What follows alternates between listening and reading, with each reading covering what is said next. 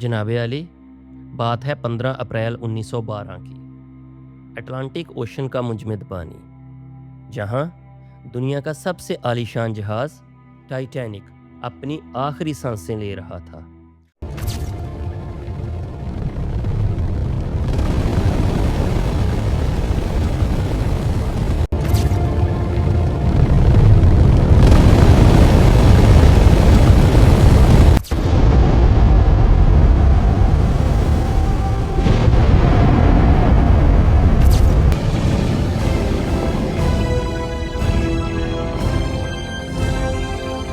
पंद्रह सौ से ज़्यादा इंसान मौत के मुंह में जा रहे थे, लेकिन क्या ये वाकई सिर्फ एक हादसा था या फिर 1500 मासूम लोगों का कत्ले आम।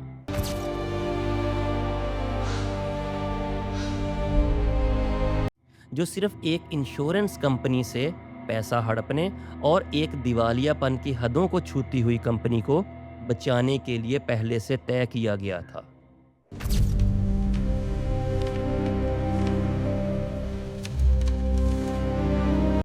हम सब ने सुना कि टाइटैनिक एक बर्फानी चट्टान से टकराया और डूब गया, लेकिन क्या आप जानते हैं कि जो जहाज़ उस रात डूबा वो टाइटैनिक था ही नहीं, बल्कि वो उसका जुड़वां भाई ओलंपिक था।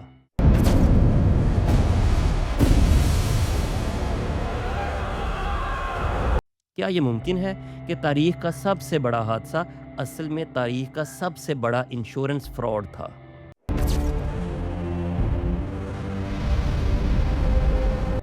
आज हम टाइटैनिक की इस चकाचौंध के पीछे छुपी हुई होलनाक साजिश की तहों को खोल लेंगे, जिसे व्हाइट स्टार लाइन के मालकान ने दुनिया से हमेशा के लिए छुपा दिया।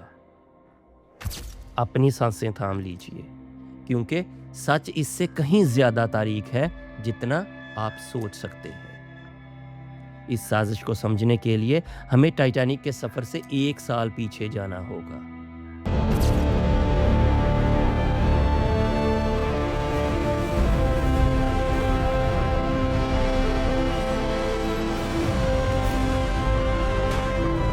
टाइटैनिक बनाने वाली कंपनी व्हाइट स्टार लाइन ने 2 बिल्कुल एक जैसे जुड़वां जहाज बनाए थे। एक का नाम ओलंपिक था और दूसरे का नाम टाइटैनिक।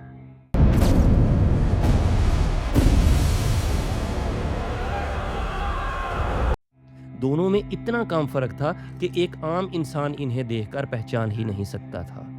कंपनी ने पहले ओलंपिक को समुद्र में उतारा, लेकिन ओलंपिक की किस्मत खराब थी। अपने शुरुआती सफर के दौरान ही ओलंपिक एक बरतानवी जंगी जहाज HMS हॉक से टकरा गया। इस हादसे में ओलंपिक का पूरा ढांचा अंदर से तबाह हो गया। इसकी मरकजी शाफ्ट टेढ़ी हो गई और वो हमेशा के लिए बेकार हो गया।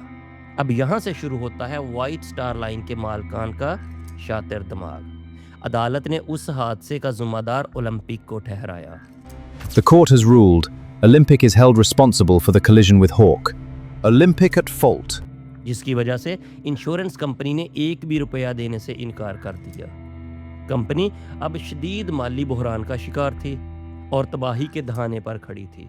अगर वो ओलंपिक को कबाड़ बनाते तो कंपनी दिवालिया हो जाती। तब JP मॉर्गन और कंपनी के ओहदेदारों ने एक खौफनाक प्लान तैयार किया। उन्होंने फैसला किया कि क्यों ना दोनों जहाज़ों को आपस में बदल दिया जाए। I've decided to replace both Olympic and Titanic with each other. It's a necessary change. खराब और तबाहशुदा जहाज़ ओलंपिक की मुरम्मत का ड्रामा रचाकर उसे टाइटैनिक का नाम दे दिया और जो नया और मजबूत जहाज बन रहा था उसे ओलंपिक का नाम देकर खामोशी से समंदर में उतार दिया गया। प्लान ये था कि इस बूढ़े और तबाहशुदा जहाज, जिसका नाम अब टाइटैनिक था, को समंदर में ले जाकर किसी हादसे का शिकार कर दिया जाए, ताकि इंश्योरेंस का पूरा पैसा मिल जाए और कंपनी की साख भी बच जाए। यह दावा सिर्फ एक कहानी नहीं है, बल्कि तारीखदानों ने इसके ऐसे सबूत ढूंढे हैं जिन्हें जुटलाना मुश्किल है। کہانی میں آگے بڑھنے سے قبل آپ سے چینل سبسکرائب کی درخواست ہے۔ اس کلک سے آپ کا کچھ نہیں جانا، بٹ ہمارے لیے اعزاز کی بات ہوگی کہ آپ نے ہمارا چینل سبسکرائب کیا۔ آئیے ڈسکس کرتے ہیں وہ تمام لاجکس، وہ تمام پوائنٹس جنہیں مضبوط ثبوتوں کے طور پر پیش کیا جا سکتا ہے۔ پہلے نمبر پر ٹائٹینک کی کھڑکیاں۔ جب اصل ٹائٹینک بن رہا تھا تو اس کے ڈیک پر 14 کھڑکیاں یعنی پورٹ ہولز تھیں، جبکہ اولمپک میں یہ تعداد 16 تھی۔ During construction, the Titanic had 14 portholes on this deck level. The Olympic, its sister ship, had 16. لیکن حیرت انگیز طور پر جس جہاز نے 10 اپریل کو سفر شروع کیا اس کی تصویروں میں صاف دیکھا جا سکتا تھا کہ اس میں کھڑکیوں کی تعداد 14 کی بجائے 16 تھی، یعنی وہ اولمپک تھا، ٹائٹینک نہیں۔ اور دوسری بات، سفر پر روانہ ہونے سے ٹھیک ایک ہفتہ پہلے وائٹ سٹار لائن نے اچانک اس جہاز کی انشورنس رقم بڑھا کر لاکھوں ڈالرز کر دی، جو کہ جہاز کی اصل لاگت سے بھی کہیں زیادہ تھی، جیسے انہیں معلوم تھا کہ یہ جہاز کبھی واپس نہیں آئے گا۔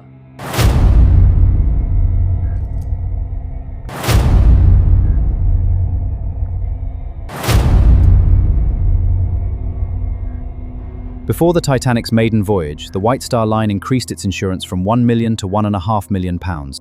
اور سب سے بڑا انکشاف، اس جہاز کا اصل مالک دنیا کا امیر ترین شخص جے پی مورگن، جس نے اس بدقسمت جہاز پر سفر کے لیے اپنا ٹکٹ بک کروایا تھا اور اس کا ذاتی سامان جہاز پر لوڈ بھی ہو چکا تھا، لیکن سفر سے عین چند گھنٹے پہلے اس نے اچانک یہ کہہ کر اپنا سفر منسوخ کر دیا کہ اس کی طبیعت خراب ہے۔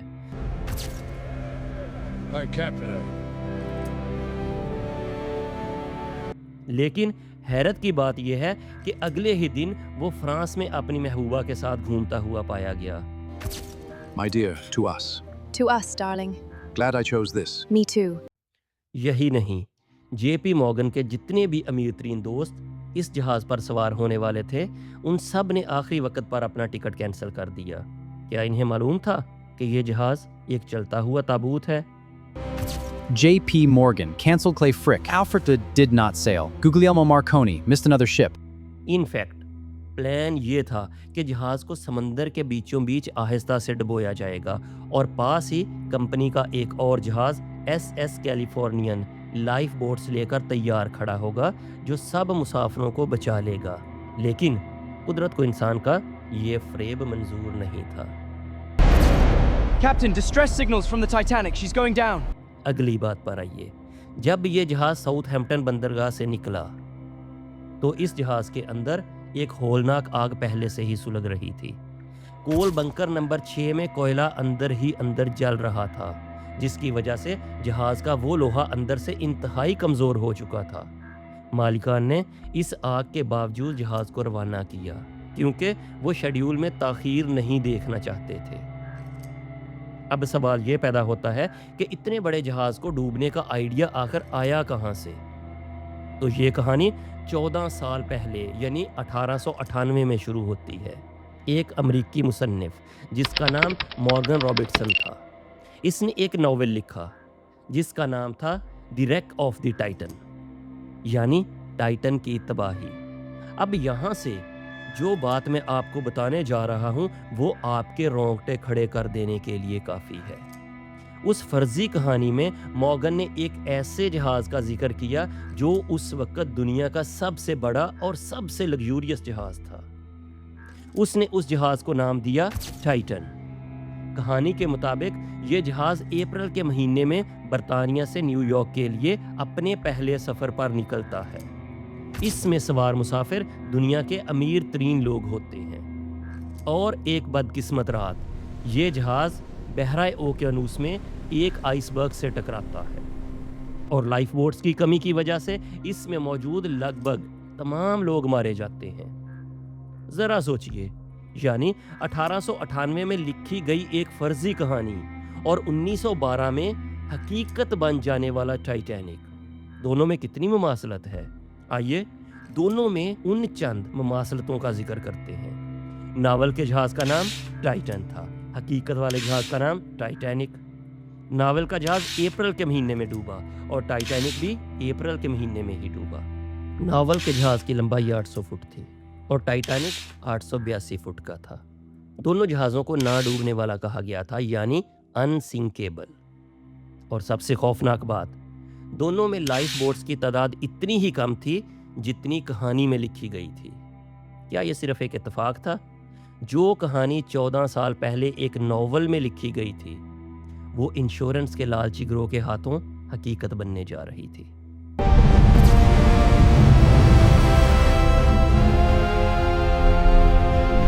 انسان سمجھ رہا تھا کہ تاریخ کا سب سے بڑا فراڈ کر کے بچ جائے گا، لیکن قدرت نے اس فراڈ کا انجام موت کے خوفناک منظرنامے میں بدل دیا۔ جب رات کے 11:40 پر یہ جہاز آئس برگ سے ٹکرایا تو مالکان کا پلان فیل ہو چکا تھا۔ جو بچاؤ کا جہاز ایس ایس کیلیفورنین سمندر میں کچھ دوری پر کھڑا تھا، اس کے کیپٹن نے غلط فہمی اور لاپرواہی کی وجہ سے ٹائٹینک کی ایمرجنسی راکٹس کو جشن کے پٹاخے سمجھ لیا اور مدد کے لیے نہیں آیا۔ اب اس دھوکے کے سٹیج پر صرف موت کا ناچ ہونا باقی تھا۔ امیروں کو تو لائف بوٹس میں بٹھا دیا گیا، لیکن نچلے ڈیک پر موجود غریب مسافروں کو بند کر دیا گیا تاکہ وہ اوپر نہ آ سکیں۔ 1500 معصوم جانیں یہ جانتی ہی نہیں تھیں کہ وہ کسی اور کے گناہ کی قیمت اپنی زندگی دے کر چکا رہے ہیں۔ کچھ اس رات کے دل کو چھو لینے والے واقعات سنیں۔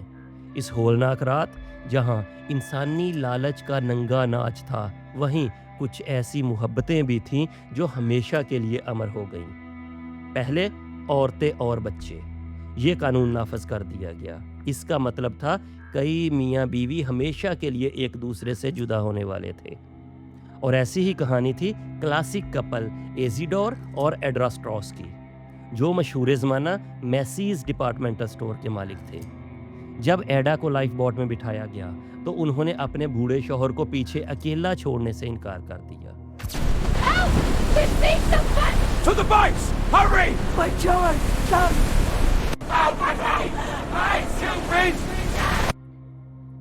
انہوں نے لائف بوٹ سے باہر آ کر اپنے شوہر کا ہاتھ تھاما اور یہ تاریخی الفاظ کہے، ہم نے اتنے سال ایک ساتھ گزارے ہیں، جہاں تم جاؤ گے وہیں میں جاؤں گی۔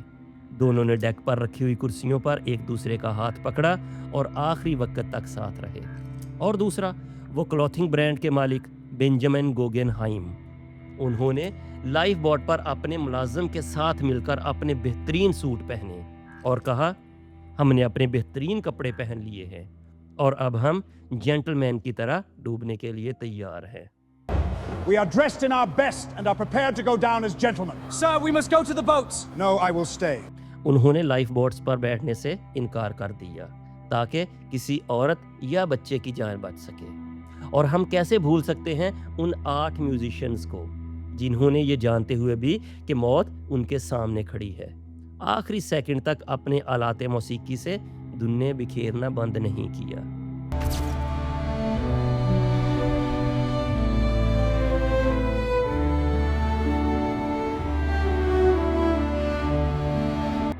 تاکہ ڈوبتے اور چلاتے ہوئے لوگوں کے دلوں کو کچھ سکون مل سکے۔ ان کی nearer my God to thee, یعنی اے میرے خدا میں تیرے قریب ہوں، آخری دھن تھی۔ رات کے 2:20 پر وہ جہاز 2 ٹکڑوں میں بٹ کر سمندر کی 12,500 فیٹ گہرائی میں ہمیشہ کے لیے سو گیا۔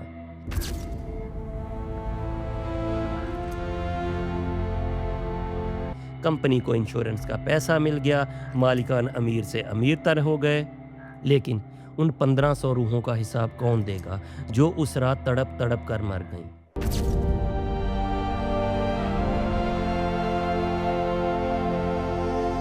جب 1985 میں ٹائٹینک کے ملبے کو پہلی بار سمندر کی گہرائی میں ڈھونڈ نکالا گیا تو ماہرین کو جہاز کے ملبے پر 2 حروف ملے، ایک پی اور دوسرا ایم۔ یہ حروف ٹائٹینک کے نام میں کہیں نہیں آتے، لیکن یہ اولمپک کے نام کا حصہ ضرور ہیں۔ شواہد کو دیکھتے ہوئے پورا منظرنامہ اٹل ہو جاتا ہے کہ سمندر نے اپنے اندر ٹائٹینک کو نہیں بلکہ اولمپک کو چھپا رکھا ہے۔ آج بھی اٹلانٹک اوشن کی اندھیری گہرائیوں میں وہ ملبہ پڑا ہے۔ وہاں کوئی روشنی نہیں ہے، وہاں کوئی شور بھی نہیں ہے، وہاں صرف ایک گہری خاموشی ہے اور ان 1500 معصوموں کی یادیں جو انسان کے لالچ، انشورنس کے پیسے اور جھوٹی ساکھ کی قربان گاہ پر چڑھا دیے گئے۔ انسان نے پیسہ تو کما لیا، ساکھ بھی بچا لی، لیکن کائنات نے تاریخ کے صفحات پر لکھ دیا کہ جب انسان اپنے لالچ میں اندھا ہوتا ہے تو سمندر بھی اس کے گناہوں کو چھپانے سے انکار کر دیتا ہے۔ رب رکھا۔